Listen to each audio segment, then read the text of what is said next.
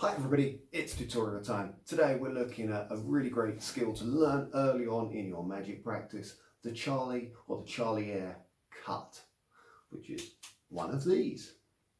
So you might be thinking, why do I want to learn this? Well, first off, it looks really cool, right? Second, it builds up agility, dexterity, and strength in your hands. It's really good for your coordination. Makes you look like a pro, but it's also quite a useful move because sometimes you might finish a trick with a reveal and you've shown somebody whatever card and you may want to hide whatever's at the top of your deck. So while they're looking at this card, you can be casually, not even looking at your hand, doing a cut one-handed to hide whatever evidence you want to hide. So it's going to be a really useful move. Let's just come in a bit closer and look at it a bit more.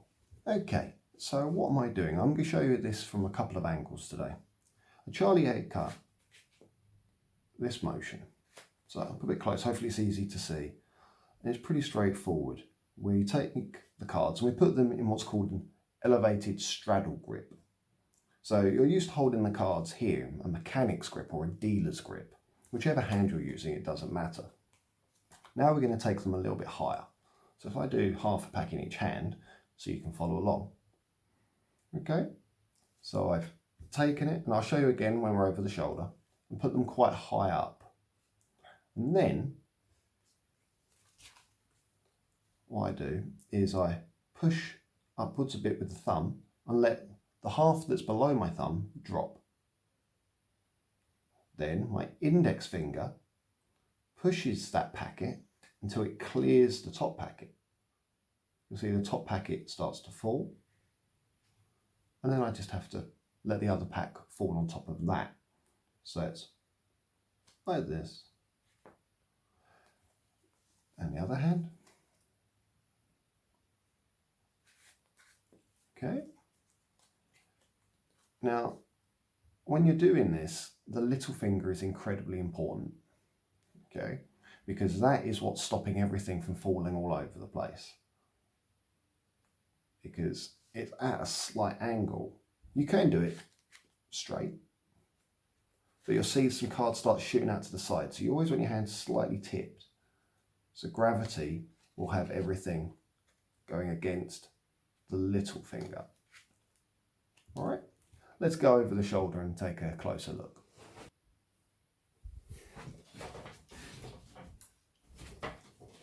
Okay, everybody, here we are. We're going over the shoulder. So now you can hopefully see it a bit more clearly. Okay, they're in this elevated grip. I push up, I let these fall, and then this finger is pushing that packet until it clears. As that packet falls, my index finger comes out of the way and I can tidy up. Now it doesn't matter which hand you do it with. So if you're using your left hand,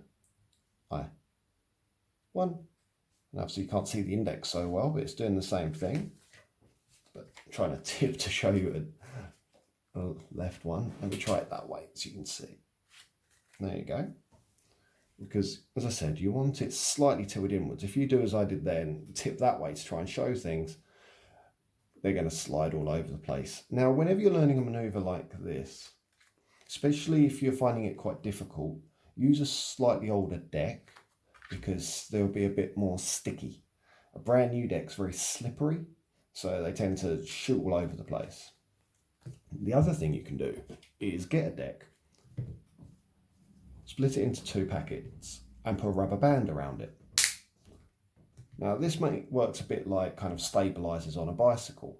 It's not quite the same experience as riding without, but it lets you learn the basics first, because it holds the cards together. Now the trade-off is the rubber bands will kind of rub and grip, and it does make things a little awkward, but just when you're first learning and trying to get the muscle memory to get used to the motion, it's a really good way to learn any complicated packet moves or false cuts, which we'll look at more in a later video. Okay. So don't ever be ashamed to do that. I still do it for certain things if I'm trying to learn a new move. And then once you get a bit more used to it, you take your deck and you should be able to do it. And it's really worth learning it for both hands. You can use half a pack or half a deck, sorry, if you're just learning it for the first time and your hands are quite small maybe. But once you get down to it, being able to do both is quite good fun. And it's quite satisfying.